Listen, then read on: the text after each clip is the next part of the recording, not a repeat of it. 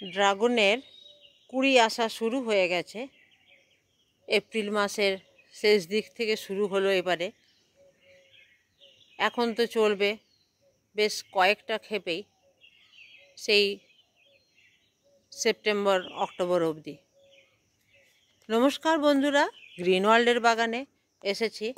আজ ড্রাগনের কটা কুড়ি এসছে, চলুন একবার আমরা দেখে নিই। আগে এই দেখুন, এই একটা, এই দুটো,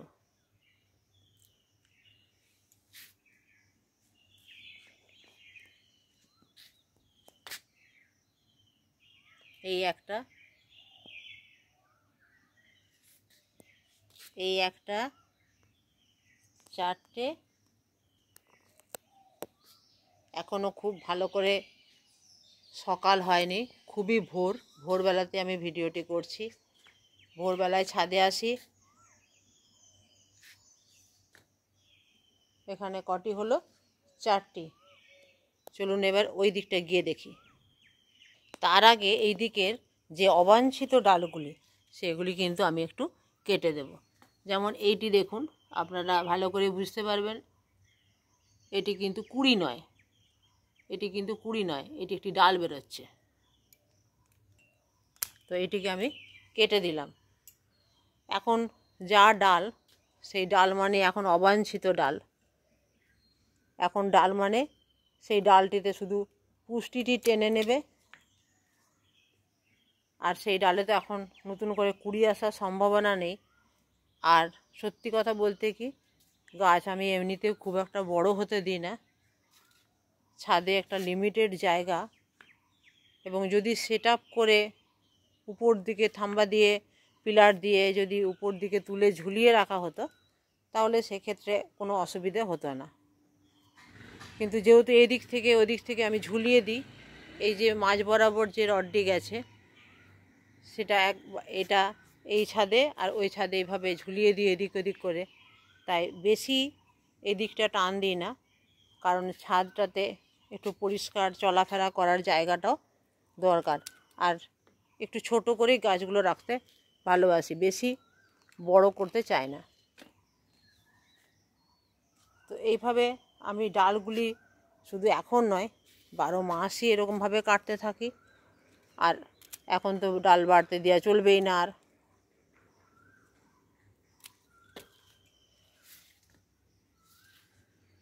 কারণ কুড়ি আসা শুরু করে দিয়েছে।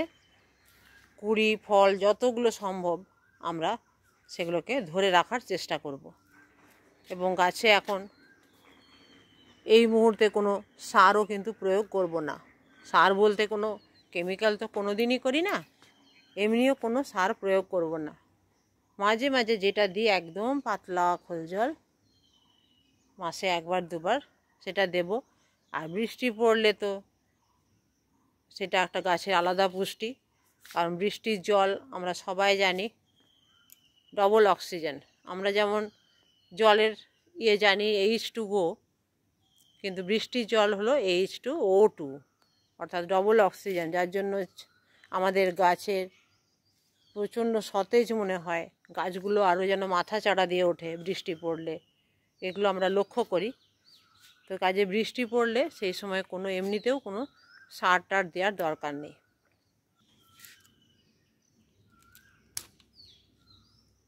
এদিকে দেখিয়েছিলাম চারটে, আরও দেখুন এই একটা, এই একটা, এই যে,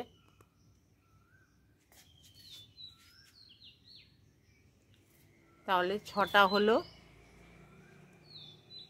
দেখতেই পাচ্ছেন। 7টা,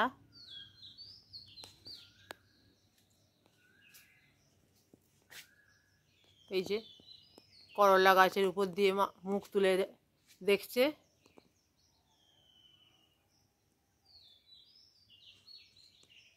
8টা, ওইদিকে ওইদিকে 4টে ছিল, এখানেই 8টা হয়ে গেছে। এই যে এই একটা, 5টা, 6টা, 7টা, এই যে 8টা, এই যে দেখাচ্ছে 8টা, এই দেখুন এই একটা, 9টা, আর একটা এই কোণাতে আছে 10টা। তো এখান থেকে ওই যে ওই ছাদটাতে গেছিলাম, ওই ছাদ থেকে এই ছাদটাতে আবার এভাবে ঝুলিয়ে দিয়েছি। তো এইভাবে আমি গাছগুলিকে রেখেছি। আর কিসের উপরে রেখেছি দেখুন, এই প্যাকেটের উপরে, ক্রেটের, ফলের ক্রেটের উপরে প্যাকেটগুলো দিয়ে দিয়ে রেখেছি। তো এই প্যাকেটগুলোতে যেটা একটা অসুবিধে হয়, প্যাকেটগুলো তলা দিয়ে কিন্তু শেকড় চারিয়ে যায়। খুব সাবধান, ভীষণ সাবধান এটা, কারণ এই শেকড় কিন্তু দেয়ালে পুরো ধরে নেয়। আর যার জন্য আমি এগুলো পাতলা হালকা হালকা প্লাস্টিকের বালতিটা বেশি প্রেফার করি। এখন প্লাস্টিকের বালতি এখনও হয়নি সেরকম, কারণ আমি সেইগুলো যখন কাজে লাগে না বাড়িতে, তখন আবার গাছে কাজে লাগাই। যেমন একটু ফেটে গেছে এটা, এখানে এটা দিয়ে দিয়েছি। তো এগুলো হলে শেকড়গুলো এদিক ওদিক চারিয়ে যায় না, এবং তলাটা একটু খেয়াল করলেই হয়। কিন্তু এই প্যাকেটগুলোতে কিন্তু শেকড়, ড্রাগনের শেকড় চারিয়ে যায়, সেটা আমি দেখেছি এর আগে, কারণ এটা একটা সাবধান করে দিলাম। এই 10টা ড্রাগনের ফুল এসেছে এই বছর। এখন কয়েকটা ক্ষেপেই কিন্তু আরও হবে। অন্তত আমি আশাই করেছি যে 120টা 150টা ফল আমি এবার এই গাছগুলো থেকে পাবো। এই ফলের ক্রেটে লাগিয়েছি, এখানে 4টে 5টা 6টা 7টা 8টা 9টা 10টা 11টা 12টা ক্রেটে আছে। 12টা ক্রেটে আমি আশাই করেছি অন্তত 120 থেকে 150টা। সেটা এমন কিছু নয়, এর থেকে অনেক বেশিও পাওয়া যেতে পারে। তো ঠিক আছে, যদি সেগুলোও হয় ঠিক আছে, কারণ এর বেশি আমি আর আশা করছিও না। আর একটাই কারণ, যে খুব বেশি আমি তো কোনো কেমিক্যাল দিই না, মোটামুটি একটা বাড়ির খাবার মতো সমস্ত জিনিসই করি। যেটা করি আমি বলছি, প্রথমে একটু হাড় গুঁড়ো শিংকুচি একবার এই পুরো ফল টল তুলে নেওয়ার পরে গাছগুলোকে আরও ছোট করে দিয়ে একটু হাড় গুঁড়ো শিংকুচি, নিমখোল বা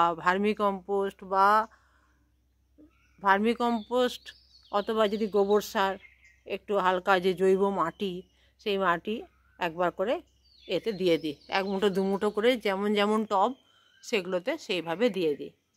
তারপর কিন্তু ওই ধরুন মাসে একবার করে পাতলা খোল জল, ফলের গাছে পাতলা খোল জল দিই। সবজি পচা তরল সারও দিই কখনো সখনো। সবজি পচা তরল সারটা আমি ফুল গাছের ক্ষেত্রে দিই বেশি, একটু নিয়ম করে করে, কারণ আমার ফুলটা বেশিরভাগই ফুল আমার ওই সবজি পচা তরল সার দিয়েই পাওয়া যায়, আর কিচ্ছু দিতে হয় না। মাঝে মাঝে বোগেনভেলিয়া গাছে কিন্তু একটু আমি খোল জলটা মাঝে মাঝে দিই। আমি এর আগে ভিডিওতে দেখিয়েছি বোগেনভেলিয়া গাছগুলি প্রচুর ফুল দেয়, খুব ভালো লাগে দেখতে। নামই তার বাগান বিলাস, বাগানটিকে আলো করে থাকে। তবে এখন কোনোভাবে আর নতুন ডাল নেওয়া চলবে না, সেই ডালগুলি কিন্তু কেটে দিতে হবে। কেটে দিলে আমাদের যে পুষ্টিটি চলে যাচ্ছিল সেই ডালের পিছনে, একটা ডাল বৃদ্ধি হতে, সেটাতে তো একটা খানিকটা শক্তির ক্ষয় হয়। তো সেই শক্তির ক্ষয়টা কিন্তু আর ওইদিকে যাচ্ছে না, পুরো কুঁড়িটা ফলে তার পরিপুষ্টিতে লেগে যাচ্ছে। তো এইভাবে আমি বাগান করি, একটু গাছের দিকে নজর, একটু এক্সট্রা কেয়ার, এক্সট্রা ভালোবাসা দিলে গাছ কিন্তু, প্রত্যেকটা গাছে কিন্তু ফল ফুল যে যেমন সে তেমন কিন্তু দিয়ে যায়। আর ভুল আমাদেরই থাকে, আমরা সঠিক পরিচর্যা করতে পারি না, বুঝতে পারি না, চিনতে পারি না যে কোন গাছ কী চায়। তো গাছের সাথে যদি একটু থাকা যায় তাহলে কিন্তু বুঝতে পারা যাবে যে গাছ কী চাইছে। আর ড্রাগন গাছের পরিচর্যা তো সেরকম কিছু নয়, কারণ ভীষণ সহজ একটি গাছ।